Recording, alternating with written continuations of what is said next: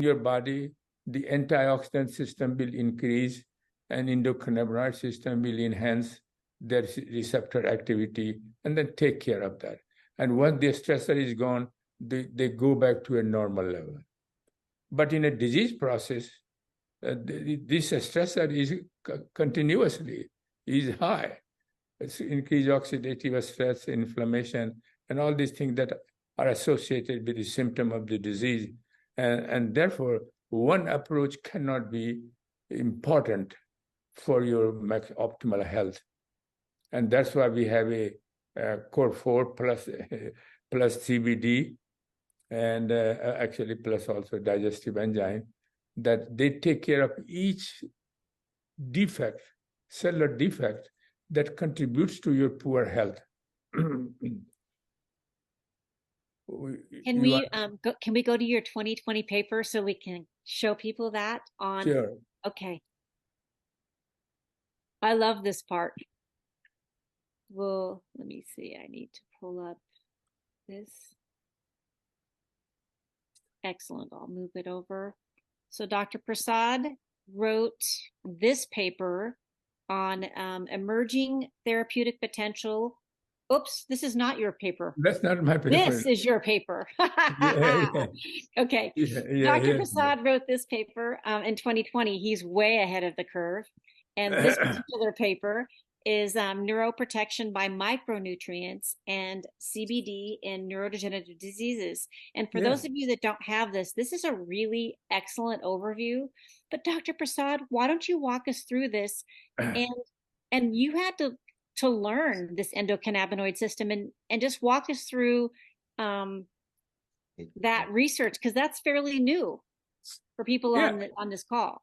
I think so. I think it is very important because even though endocannabinoid system existed forever in vertebrates and in human, but you will be surprised that it was discovered only in 1990s. And the why it was discovered? Because people were started working about the marijuana, what it causes the brain problem, what is the mechanism of action of marijuana. And so marijuana was responsible for the discovery of the entire endocannabinoid system. So somebody said, oh yeah, there is a CBD receptor, then the whole thing started. But anyway, you can see that endocannabinoid system consists of anandamide, and one is Archie-2. I always call it 2-AG. I can't even pronounce it. Archidonyl glycerol, 2-AG, and receptor, and their respective enzymes, which degrades them and which makes them. And so, and the main function of the endocannabinoid system is through their CB1 and CB2 receptor. CB1 receptor is primarily in the neuron in the brain, and CB2 receptors is peripherally in immune system. So the CBD system is, when they get activated, they also improve your immune function, and by different mechanism than say antioxidant will do that. And so this is very important, and you can see that table 1 will give you some kind of a synthetic and natural. They're all the inhibitor of, for example, this. If you inhibit this enzyme FAAH, that anandamide goes up, and when they goes up, then they activate receptors.